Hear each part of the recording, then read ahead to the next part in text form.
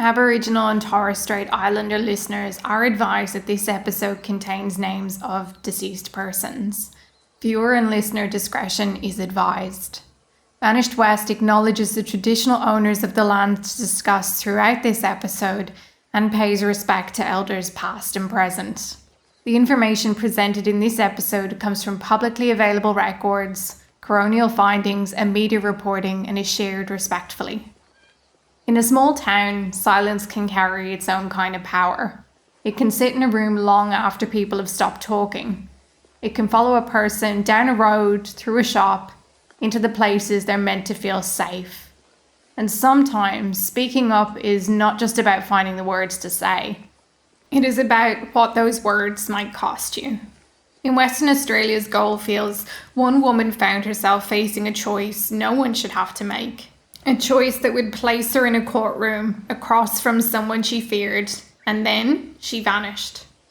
This is Vanished West, a podcast exploring the stories of people who disappeared across Western Australia.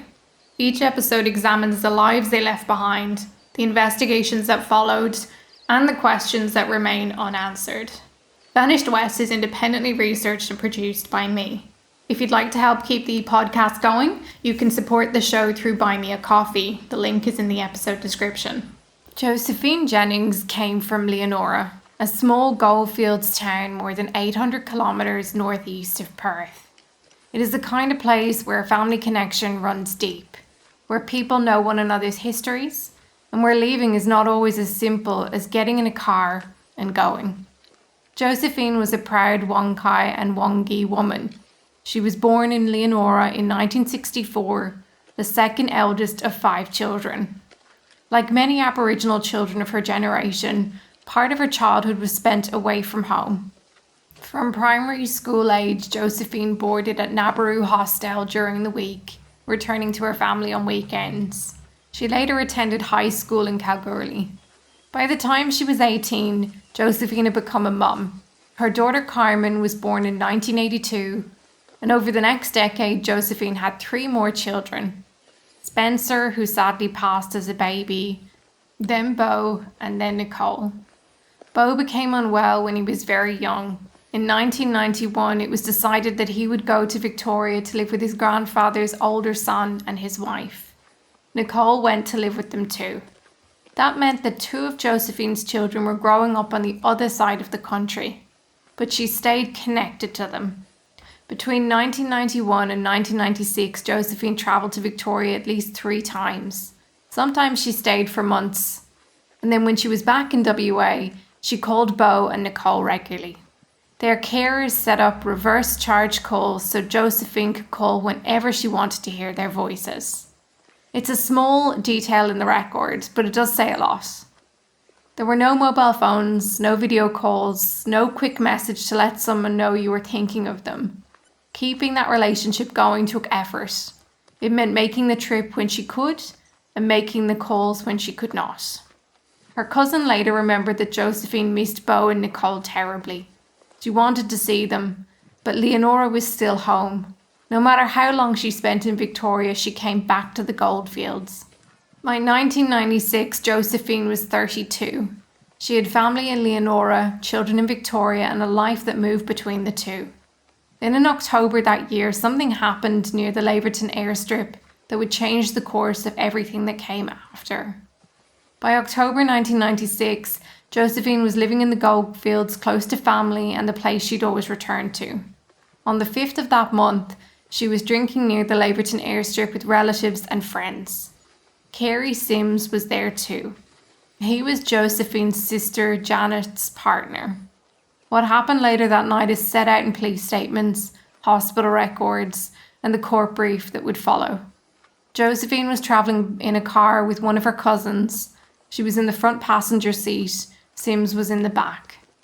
When the car stopped near the Laverton-Leonora Road, Josephine's cousin got out to look for petrol.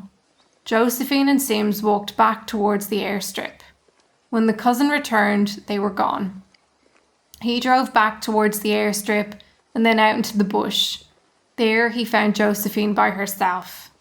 She had blood coming from her mouth. She was visibly upset. She told him she had been raped. He drove her to Laverton Hospital. That same night, Josephine was transferred to Kalgoorlie Hospital. She had a broken ankle and a broken forearm. She stayed for 4 days. Other people who had been at the airstrip told police that they had seen Sims hit Josephine with a stick and punch her in the mouth. One person recalled hearing him tell Josephine that he was going to sleep with her. Josephine bravely reported the assault to police. She said Sims had dragged her into the bush against her will, that he had beaten her to stop her from escaping, and that he had raped her. It is hard to read those words now as I'm talking to you, knowing what Josephine would face in the months that followed. But before there was a court case, before there were statements and medical reports, there was a woman who had been seriously hurt, making the decision to tell someone what had happened. And that's so important because sexual assault is one of the most underreported crimes in Australia. Research consistently shows that most survivors never report to police. For First Nations women, reporting can be even more complicated. In smaller communities, there may be family ties, cultural authority, fear of reprisals, and a justice system that has not always felt safe or fair. None of that tells us exactly what Josephine was thinking that night. We can't know that now. But we do know she reported what she said had happened to her. And in doing so, she began a process that would ask more of her than it should ever have had to. Once Josephine made her report, the matter moved into the justice system. Carey Sims was arrested and charged with aggravated sexual penetration without consent. Police records show that he initially made admissions, but later pleaded not guilty. The case was listed for trial in Kalgoorlie in April of 1997. For Josephine, the months between the report and the trial were not simply a wait for a court date. She had been badly injured. A doctor later wrote that her injuries were consistent with the allegations she had made, and that the emotional impact of an assault like this could be considerable and long-lasting. And she was expected to face the man she had accused. There is a tendency to talk about reporting sexual assault as though it is a single act, as though a person walks into a police station, makes a statement, and the system takes over from there. But reporting is often only the beginning. In Australia, sexual assault remains one of the least reported crimes. Many survivors never go to police at all. Of those who do, not every report results in a charge, and not every charge reaches trial. There can be many reasons for that. Trauma can affect memory and disclosure. Survivors may fear they will not be believed. They may worry about what reporting will do to their family, their work, their safety, or their place in a community. For First Nations women, those pressures can be even more layered. In regional and remote communities, the person accused may be known to the survivor's family. They may hold cultural authority. There may be fears about reprisal, shame, isolation, or the consequences of involving police and courts in a community already affected by generations of over-policing and institutional harm. This is not to suggest that Josephine's experience can be reduced to a statistic, or that we can know every reason she may have been afraid. But the record tells us she was. By April of 1997, Josephine was in Kalgoorlie Hospital. She was receiving treatment for cancer. The prosecutor assigned to the case went to see her there. He later recalled that Josephine did not want to give evidence. She was frightened of Sims, who was described as an elder with significant authority. She eventually agreed, but only after the prosecutor offered to arrange for her to give evidence from behind a screen. On the 14th of April, police collected Josephine from hospital and took her to the Kalgoorlie District Court. She entered the courtroom, a screen had been set up, and Josephine gave her evidence. She gave her evidence from behind that screen, with Sims on the other side of it.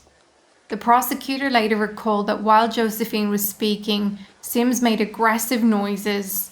At one point, he shouted towards her. The words were in his first language. The prosecutor could not translate them, but he said the tone and the way they were delivered left him in no doubt that Josephine was being threatened. It's difficult to imagine what it took to continue after that for her.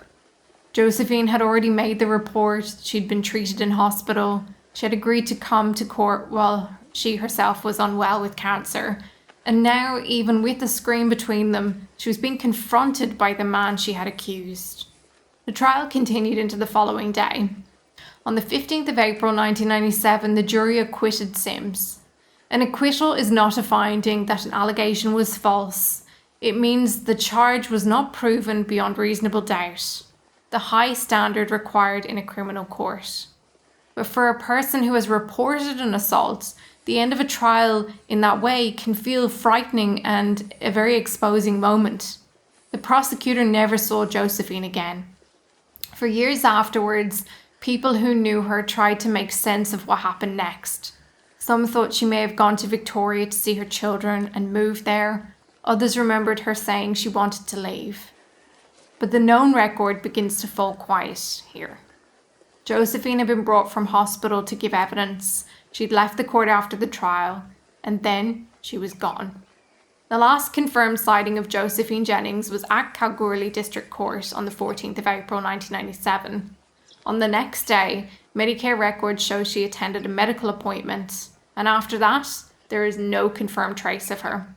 While it's not unreasonable to think she moved or had gone to visit her children in Victoria because she obviously missed them and it was a difficult time for her, there was a difference this time. The call stopped. So for years, Josephine had kept in touch with Bo and Nicole by phone. Their carers had made sure she could call whenever she wanted. Then around 1996 or 1997, without explanation, those calls ended. Her cousin also remembered an argument between Josephine and her sister Janet about Sims. And afterwards, Josephine did not want to talk. She said she just wanted to go away. It is one of the last glimpses anyone has as to where Josephine's mind may have been at that time.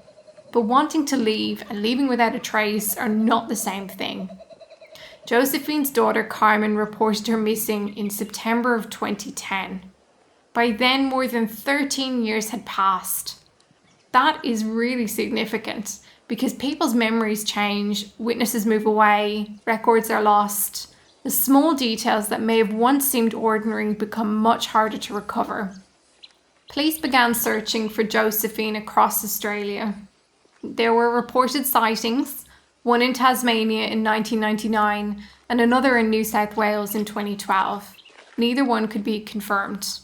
Police checked for the ordinary signs of a person still living somewhere, a bank account being used, Medicare claims, Centrelink payments, a new name, a marriage, any travel overseas, but there was nothing.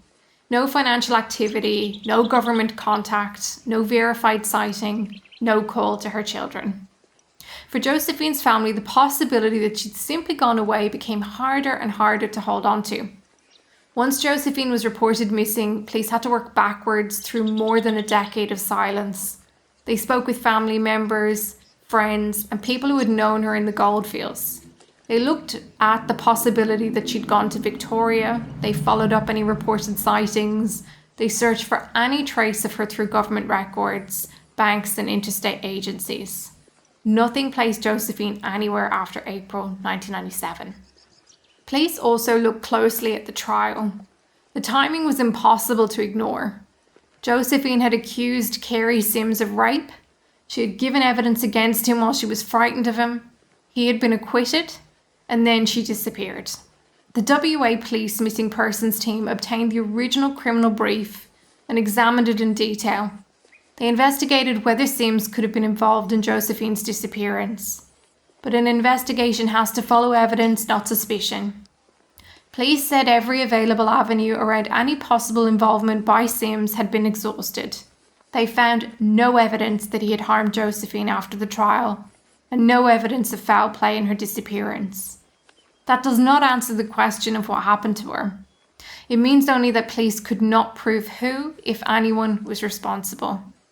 Sims later went to prison for a separate violent attack on his partner, Josephine's sister Janet.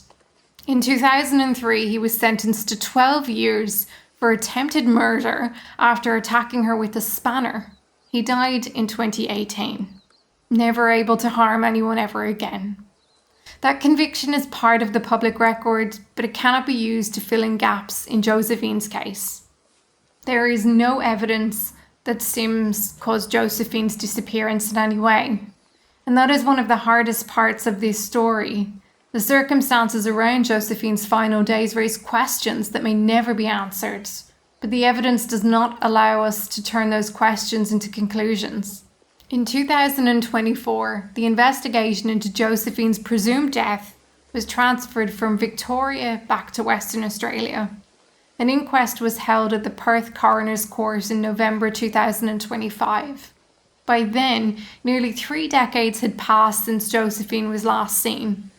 The evidence before the court was not enough to explain what happened to her. There was no body, no confirmed sightings, no proof that she'd travelled to Victoria or anywhere else for that matter. But there was also no sign that she'd continue living the life she'd once lived. Her family believed she was no longer alive, and in May of 2026, Coroner Robin Hartley found that Josephine Jennings had died on or about the 15th of April 1997 at an unknown location. The coroner could not determine how Josephine died. There was no evidence to support a finding of suicide. There was no evidence that she had died from cancer or any other medical condition. There was not enough evidence to find that another person had caused her death. It's called an open finding. It's not an answer by any means. It's an acknowledgement of the limits of what can be known. The coroner's finding records that Josephine was a mother with a deep and enduring love for her children. The fact that Carmen, Beau and Nicole had not seen or heard from her since April 1997 was central to the conclusion that she had died. For her children, that certainty came almost 30 years after Josephine disappeared, but the questions that surrounded her final days remain. Where did Josephine go after court? What happened to her? And why has no trace of her ever been found? Josephine Jennings was not only a missing person, she was a proud woman from the Goldfields, a daughter, a sister, a mother.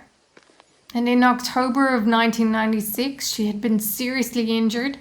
She'd been assaulted, she had been raped, she was frightened of the man she accused. And when the case went to court, she was unwell in hospital suffering with cancer.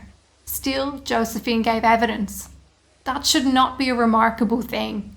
It should not take extraordinary courage for a woman to report violence, to be believed, or to feel safe through a criminal trial.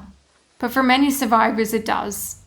Sexual violence remains one of the most underreported crimes in Australia. For First Nations women, barriers can be compounded by remoteness, community and family ties, fear of reprisals, and systems that have too often failed to offer safety or trust.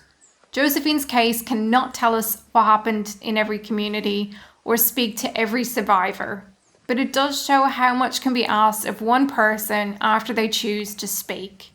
Josephine disappeared after giving evidence. The coroner could not determine how she died or where, and her children lived for almost 30 years without knowing what had happened to their mum.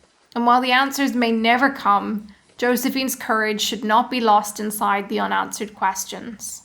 Until next time, stay kind, stay curious, and never forget those who vanished from the West.